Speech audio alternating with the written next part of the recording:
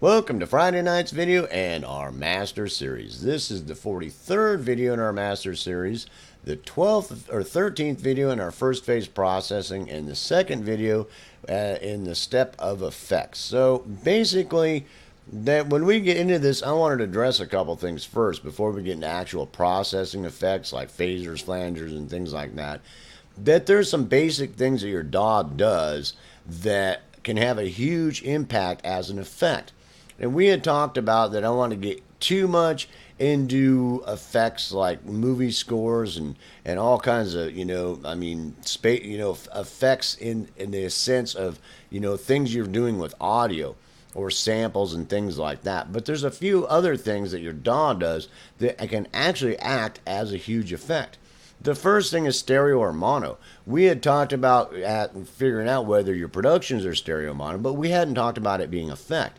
That you can go ahead and take a small section, you've got something going on, and for one section you can put your track to mono and then just bounce that one little section to mono, so you've got this stereo thing going on and all of a sudden it goes into mono, or parts of the production go into mono, some tracks go into mono, or things like that.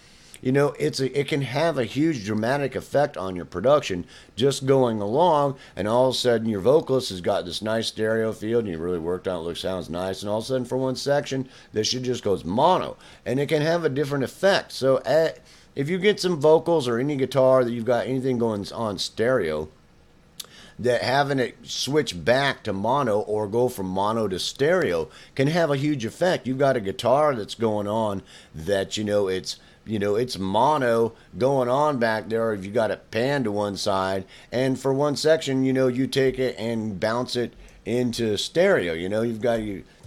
We talked about stereo, or that video on stereo and mono, that's how to convert those to stereo or mono. And you can all of a sudden have it going stereo for a minute. When it was mono off the left and all of a sudden it went stereo for a few minutes, that's can have a huge effect on how somebody perceives what's going on and the sound of your production. It is a huge thing. And, a moving stereo field. When we talk about stereo field, remember when we talk about stereo field and the steps coming up, that automating the stereo field and moving things around in the stereo field. All of a sudden the bass, the simple thing is the bass and the guitar are panned off to the left and right, and all of a sudden they just slowly change through this section. They switch sides. You got a moving stereo field effect. That's all of a sudden those things just switch sides for a minute, for a break or something, then back they go where they were.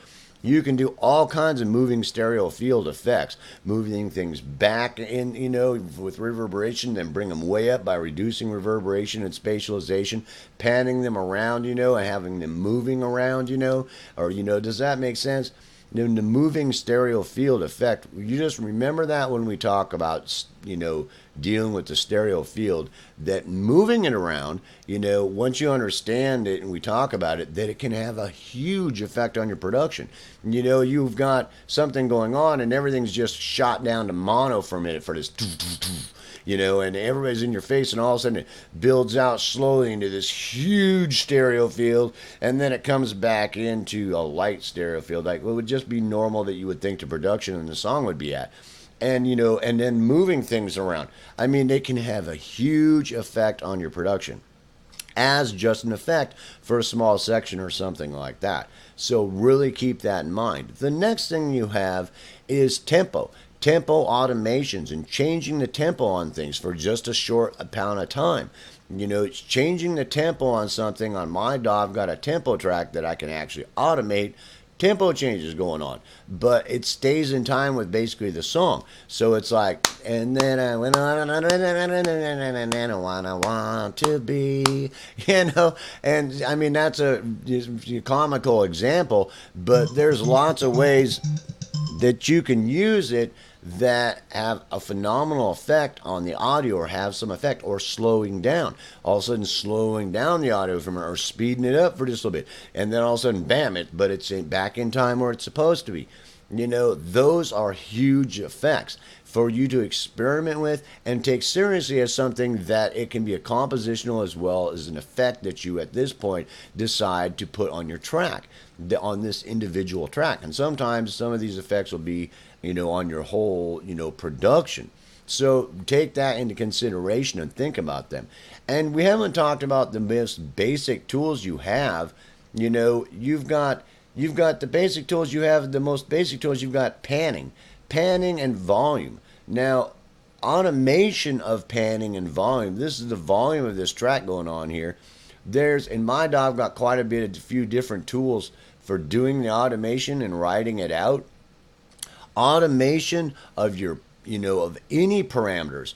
Automation is a huge tool because you can get in there and find one of your plugins and actually automate it. Automate that on the track. So you've actually got automation for different parameters that you can adjust to do different types of effects.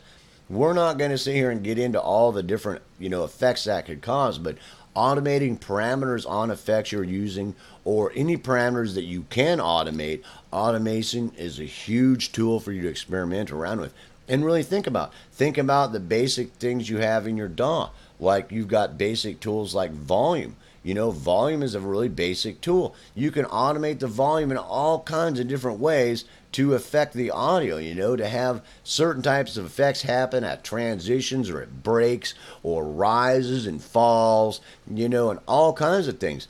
I mean, it's phenomenal. That and panning, just automating those two things, and fussing around with them can have a huge effect on your production that your panning's automating around, sometimes erratic, sometimes real static and regular, to have different effects, different shapes and bowing things. And I mean, it can have a huge effect on your production and do some really wild stuff. So really think about automation. Look at automation in your DAW and look at what you can automate in your DAW, what things you're able to automate. Anything you can automate, you can use as an effect. And it just takes a little bit of, creative thought process to try to figure out, what can I use that for, dude? I mean, that's like automating of this parameter. I've got this parameter on this EQ even, and it's like, I can automate it to do what? What kind of effect would that have? If I put that on this little thing, on this guitar or bass or vocal or whatever, what would that do? I mean, that would be really cool. And really fuss with your automation and get to understand it really well, what all it can do, because it can have a hugely dramatic effect on things that are happening. So it's one of the biggest tools that you have that are one of the most basic tools.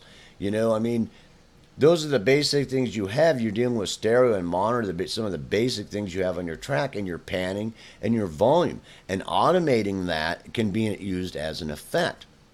So besides the stereo field and setting it where it's supposed to be for mixing it, that using it as an effect is a huge thing, and also, just slowing things down. You've got tuning. You can detune a separate area.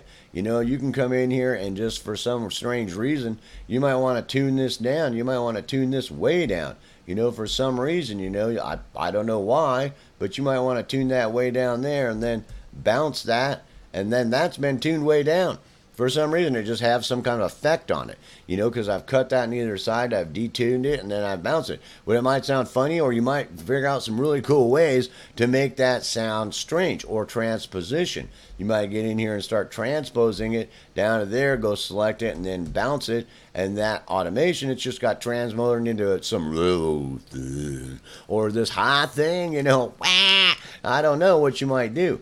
So, those are things also. Also, tempo, mapping the tempo, you can fuss with that kind of stuff. Speed up and slow down for certain sections and bouncing it onto that section and things like that. Those are huge things that you have to work with. And these, we're just talking about real basic, primary tools you have in there. Things even like delay. You can put delay on this thing right here and command bounce that, and it should, it's gonna, well, mine won't bounce the delay onto there. I thought it did, actually. That's strange. I'm gonna have to look at that. But you can also put delay on there. I mean, delay, just working your DAW. We'll talk about delay as a processor, but anything your DAW can do that's one of its most basic functions that you can find, that whatever it does, whatever the manufacturer gave you, that you can find some way to use it as an effect. I mean, anything you see going on that your DAW says, well, the DAW will do this. It'll mute. It'll do this. It'll do that. It'll do this. It'll time. It'll stretch audio, compress audio. Anything that we've talked about in editing that we've talked about, you can use that stuff as an effect.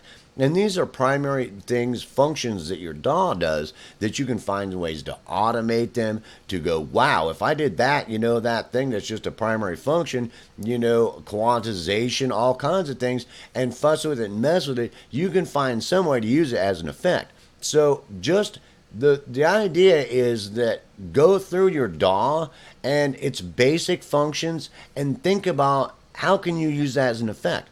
I know that sounds funny, but if you just sit down with the mindset that no, I'm not trying to use that for light sound sculpting or doing, trying to make, Whitney Houston sound so, that's not what I'm using these tools for. I'm going to re-examine every one of these tools in my DAW as something I could use as an effect.